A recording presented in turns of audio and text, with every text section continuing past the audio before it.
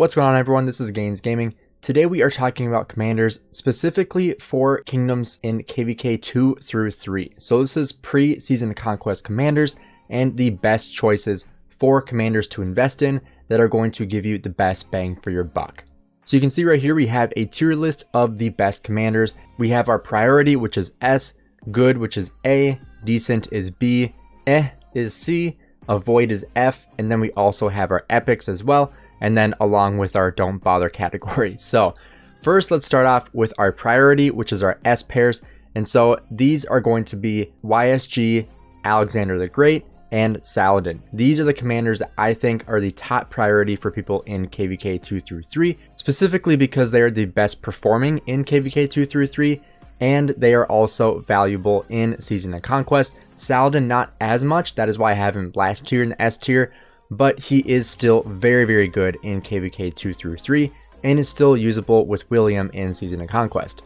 And so I'd say the two biggest ones to prioritize are going to be YSG and Alex. Those are going to be the first two that you get on the wheel before Saladin. And Saladin is a Mighty's Governor commander, and so he's a little bit harder to obtain as well. And so prioritizing YSG and Alexander the Great on the wheels are the two best ways you can spend your gems in KVK 2 through 3. After that, we have our good category, which is A. And the reason why I have Mehmed in A and not S is simply because he is a gold key commander, similar to Charles Martel. Otherwise, I would have them both probably in the S category because they are so good in both KVK 2 through 3 and in Season of Conquest. They're both very usable. But in this case, I have them in A simply because I don't want you to prioritize them unless you are a mega whale in KVK 2 through 3. You should not be spending your gold heads on these commanders simply because you're going to be getting them throughout your time playing Rise of Kingdoms through gold keys. Then we also have some commanders that are still good in KVK 2 through 3. They just don't carry as much weight in Season of Conquest. That is going to be Richard, Genghis Khan, Ethelfled, and Minamoto. And so these are four commanders that are very usable in KVK 2.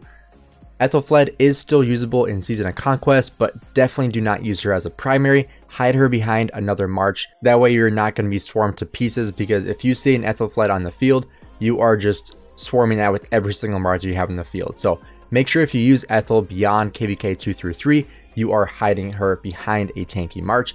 Richard is also good in both KVK 2 through 3 and in Season of Conquest, but not really for field fighting, mostly for AoE barb farming. And so that is a good pairing with YSG, or you can also use some other commanders that have wide AoE in circular, or you can also use Ethelfled as well. I still have Richard in an A spot here for KVK 2 through 3, simply because he is usable in the field. Even Richard and Ethelfled as a pair is pretty decent. I've seen a lot of people use that simply because Richard isn't really someone that you really want to hit because he is really tanky, he does healing, he stays in the field a lot longer. And so putting him in front of Ethel is actually a really good spot, both in KVK 2 and 3 and in Season of Conquest. I see it quite frequently. And then obviously we have Genghis Khan, who in KVK 2 and 3 is absolutely insane. His active skill is super high damage. He does tons of skill damage. He is a very good commander. You can pair him with Saladin, you can put him with YSG, you can put with Minamoto. He has a lot of versatility in KVK 2 and 3. But after KVK 2 and 3, he kind of falls off a cliff. He just doesn't have the sustainability that other commanders do in Season of Conquest. So that's why I just have him at an A. In KVK 2 and 3, he is very good. And this is why I'm making this list, is not just for people in KVK 2 through 3, but also beyond that. Because if you invest in commanders that are just really good in KVK 2 and 3, you're going to be at a huge disadvantage when you enter Season of Conquest. And so you still want to have some viability in KVK 2 and 3. That way you're not just waiting around for Season of Conquest, because it's like 6 to 10 months or something until you get to Season of Conquest. So you don't want to spend your first 10 months of the game not playing in the field and not fighting with commanders because you're waiting for Season of Conquest. It's just not going to be a fun situation. And so you want to make sure you know which commanders to invest in the early game that are still usable in the late game. And that's really the main reason why I'm making this guide, is to allow you guys to invest in specific ways that are smart for your account. That way you can enjoy the game in the early game in KVKs 1 through 3, and you can still use those commanders in Season of Conquest. And so that is why I have Genghis Khan here in the A category, just not sustainable in Season of Conquest. Then obviously we have Minamoto, who you can get from VIP chests. So this is not attainable for free-to-play players. This is only for people who are spending in the game.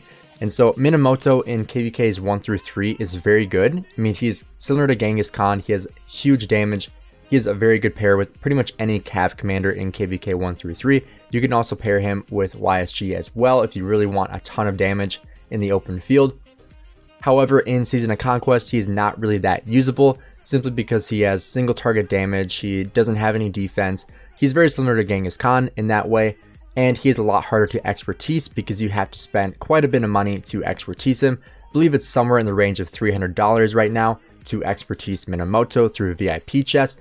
But however, in those chests, you also get Books of the Covenant. And so that's kind of a trade-off people get when they max Minamoto, is it helps them level up their castle to get to T5 a little bit faster. And so that's why a lot of people still use Minamoto, because they bought him when they were buying the Books of the Covenant and they were able to expertise him early in the game and then were able to use him pretty early as well. And so he is not that usable in Season of Conquest. However, he is a very good commander for Barbarian Forts. And so that's what I use him for on my account personally. I have used him with my Nevsky as well in Season of Conquest, but it's just all single target damage. And so he is good in KVK 2 and 3, but not really that usable in the field in Season of Conquest. Our next category here, we have the decent category, which is B. And here I have Constantine and Mulan simply because they are very good at buffing. However, they are not going to do you that many favors on the open field. They are really good in Sunset Canyon though, and that's why I bumped them up to a B, is because they are good in Sunset Canyon. And if that's important to you, I think that's definitely two commanders that you can invest in. However, Mulan is a gold key commander, so definitely do not put any gold heads into Mulan. Similarly, El Cid is another gold key commander that you can unlock, who is pretty decent in the open field in KVKs 2 and 3, especially when paired with YSG. He is a great combo.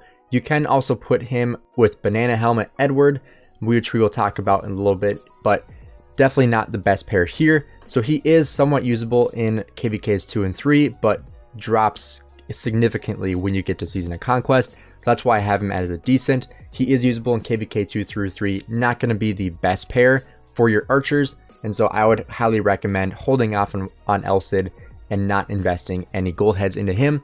And then I have Seondok here in a B as well.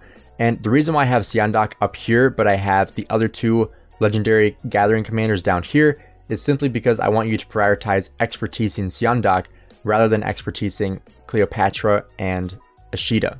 And the reason why, if I hop back in the game here, there are certain events that you're going to get where you unlock these chests right here, the commander sculpture chests. So you can see I have 154. I have all three of those commanders expertise currently. And so you were able to choose between these three commanders. You can choose Cleopatra, Seondok, and Ashita. And so what you want to do is expertise Seondok first. And the reason why is because of her expertise skill. If I scroll down here to Seondok, you can see her expertise skill, increase load of siege units by 30% and grants an additional 10% of resources when gathering is complete. That is the biggest thing here, is additional 10% of resources. So if you are gathering resources, you are getting extra resources from the node. So if you gather a node, if I scroll out here, if I were to gather from one of these nodes, 945,000 wood, if I use Seondok with their expertise, I'm going to get 10% of 945,000, and that is going to be additional resources I'm going to get. And so you can actually see when my farms just finished gathering here. But if I show you here in this, so this is similar. You can see the +4, that is from expertise skills or from other skills that allow you to get extra resources. So you can see most of my gathering commanders have them. So you can see right here, 945,000 food, and I got an additional 198,000 food from gathering from that node. So I actually almost got 1.2 million food from this level 5 cropland. And so that's why Seondok is a very good expertise, and why you should prioritize expertising her over Cleopatra or Ashita, just because she is a much better expertise. Even though Cleopatra's expertise does give you extra resources, it is a very small amount. It basically sends you these level 1 resource packs, and it maybe gives you like 20 to 80 at a time. So I can show you like what 60 looks like right here. Like this is about what you're gonna get, is like an additional like 50,000 resources.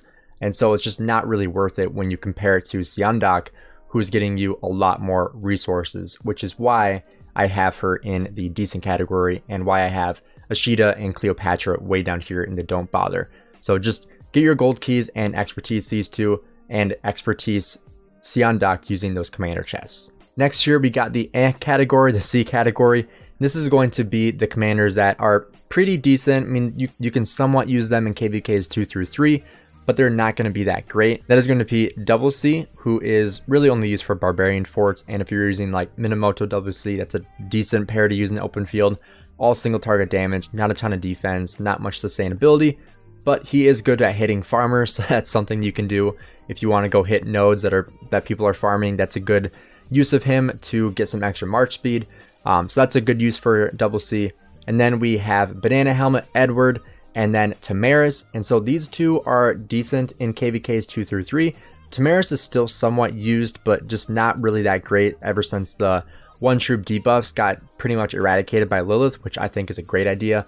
Ever since that happened, she's kind of fallen off a cliff in both KVKs 2 and 3 and Season of Conquest, just not a whole lot of utility for her. Edward is used as a rally in KVK 2 and 3, but it's just super swarmable, no defense, no sustainability, just all single target damage. And so this is not really a good commander in KVK 2 and 3. It's just not, if when the wheel comes up, I wouldn't even say to unlock him, to be honest, because he just is really not a good commander. Potentially you can unlock him if there's a Bastion in Season of Conquest for you, but not really something you want to spend your gems on if you can help it. Next here we have the F category, the Avoid category. Hannibal Barca, this is another VIP commander similar to Minamoto here. You can buy him through the VIP chest, and these are going to be like toward the end, like VIP like 10 and up, I believe. And so similar to Minamoto, the reason why people are buying Hannibal Barca is for the Books of the Covenant, because once again, you do get more of those books when you buy Hannibal Barca. And so that's kind of the trade-off you get. You buy Hannibal Barca and you also get Books of the Covenant, and that is why people are unlocking him. However, he really provides no value whatsoever in the open field. People have rallied cities with him, but he's just really not a good choice for any part of the game. Just kind of a laughable commander considering how much money you have to spend to even unlock him and expertise him. You'd think that he would be even as good as Minamoto, someone that's actually usable, but unfortunately he is not. So I would say highly avoid Hannibal Barca unless you are trying to get the Books of the Covenant for the castle. In that case, that is a good way to get more books rather than spending more gems on them. Next here we have Wu Dian. So this is a commander that you win from winning KVK 2, and another commander that is used for city defense, garrisons, really good at garrison in KVK 2 through 3.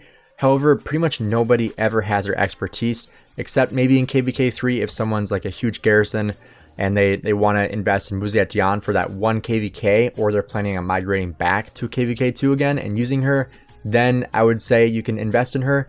But for 99.9% of Rise of Kingdoms players, don't even bother investing anything into her. Don't level her up, don't put stars in her, don't put sculptures into her, because she is not going to be usable unless you need someone for city defense, or if you're going to migrate back and be a garrison captain in KVK 2 through 3 once again. Next here we have Freddy, who I don't know if I really have to say much about Freddy. He just unfortunately has a ton of damage in his active skill, but he just really provides no other value in the field. Similar to Ragnar here, who just, I know his nickname is Ragnar Shaggy Pants, and he just is, we were all excited for him with the whole Viking civilization that came into the game, and he just is not a good commander. Similar to Freddy, they're just both commanders that I think people wanted to be really good. Also similar to Julius Caesar. Like, people want them to be really good and they just really aren't. I mean, Julius Caesar is used for rallying cities and he's not even good at that. And so it's just all three of these commanders that are gold key commanders, just not something you want to invest in. Kind of unfortunate that they added Ragnar to the gold keys, because it actually diminished your chances of getting good commanders like Charles Martel or Mehmed in the gold keys. And so that's one reason why I was upset that they brought in Ragnar into the game. Because that really decreased your chances of getting commanders that were actually good from the gold keys that you wanted to expertise. And I actually just realized that I forgot to put the best commander in the game into this, and that is Charlemagne, who is by far one of the worst commanders in the game. Huge meme commander who you win from winning KVK 1. And so I actually forgot to put him in here, but he is a highly avoid commander. Do not put any stars, any experience, any gold heads into him either. He is one of the worst commanders in the game by far. So next here we're going to talk about epics, and this is something that I want to talk about for KVK 2 through 3. Not really that relevant when it comes to Season of Conquest, because if you're using epics in Season of Conquest, you're most likely going to get absolutely obliterated in the field by anyone you fight. And so these are commanders that are really only KVK 2 through 3 usable. After that, you should not bring them out in the open field whatsoever unless you are gathering with them. And obviously I put gathering commanders down here in the don't bother. But for the best epics that are going to be usable in KVK 2 through 3 is going to be as follows. Sun Tzu, I would say, is number 1. He is a very good commander in KVK 2 through 3. I have seen people use him in Season of Conquest, but like I said, not a good commander to be using in Season of Conquest because there are much better options for you. Next here we have Bjorn Ironside, who is a very good pair with Sun Tzu in KVK 2 through 3. Even KVK 1, really good pair to add in. They're both from gold and silver keys, and so you can unlock them there. Very easily attainable and easy to expertise, similar to pretty much all these commanders here are easily attainable besides Kira. Easy to attain and easy to expertise with the universal heads that you get pretty much every single day. Next here we have some archers. So we have Herman and Kusunoki. These are both really good commanders for KVK 2 through 3. The silence from Herman is really good. The AoE from Kusunoki is great. Next here we have Joan, who obviously very good at buffing. You can even use her for gathering as well. But good secondary to put behind someone and to buff all your marches. So great for KVK 2 and 3. Next here we have Baybars, who is a good cav commander. You can pair him with Belisarius, Minamoto, Double C, Saladin. He has a lot of versatility as well with the AoE. Similar to Kusunoki, very good AoE, and he also has some march speed too. So you can use him to hit gatherers. You can use Belisarius with him. You can use Double C, once again Minamoto and Saladin. So a lot of versatility for the cavalry commanders here with Baybars and Belisarius and Pelagius as well. Then we also have Olgi Mandak here as well. Pretty tanky infantry commander here. You can use him with Bjorn. You can use him with Charles. He has decent amount of damage. So overall, pretty decent commander here. But these are the epic commanders I would recommend using the open field. The ones I would say don't really bother investing in are going to be Osman, Scipio, not Prime, just the regular epic Scipio, Daoshan, who some people actually won't even be able to unlock her anymore because she was a seasonal commander that came out with Lu Bu, who I also realized I forgot to put him in here as well. He's definitely a don't bother commander. He's actually someone that you still can't even unlock. I think that's why I forgot to put him up here. But he is a commander you had to actually pay to get, similar to Minamoto or Hannibal. But he is not even attainable anymore. Same with Diao Chan. She's not in gold keys. She's not in silver keys. You can't unlock her any other way. The only way to expertise her was to put universals into her. And so she's not attainable anymore. Kira is a little bit harder to obtain. You can only obtain her through the Ciroli Crisis, which I unlocked her, but I actually never invested in her. I think I have her like 5111 or something, because you can also get materials, gold keys, teleports instead of getting her sculptures, and I don't really have any need for her. She wasn't good in KVK 2 and 3, and so it's just not really someone I would really recommend investing into or expertising by any means. Because if you can get materials and speed ups and gold keys instead, that would be much more valuable than investing into Kira. Then obviously we have Boudica and Lohar, good for hitting barbarians, but not really usable in the open field whatsoever. Don't bring out Lohar, you're going to get memed on Facebook or YouTube or something. So don't bring out Lohar because it's just not going to work out well for you. Matilda is actually good in Sunset and Gathering, but I still put her a no bother because you shouldn't really be investing in your gathering commanders until you have all your fighting epic commanders fully maxed. But after that, I would say Matilda would move up to better or like a good epic because she is usable in Sunset because of the extra troop capacity, and she is good at gathering as well. But since I was putting gathering commanders a little bit lower, I put her in the don't bother category. However, she does have some uses as a good gathering commander and good in Sunset Canyon once you expertise all of your other epic commanders. If you guys enjoyed this video, please drop a like and subscribe. Let me know down in the comments what you guys want to see next. If you guys want to see a fully detailed Season of Conquest guide with the new commanders with Tariq and Sargon the Great, let me know down in the comments below if you want me to make that video. Otherwise, stay tuned for our next video, and I'll see you guys in the next one.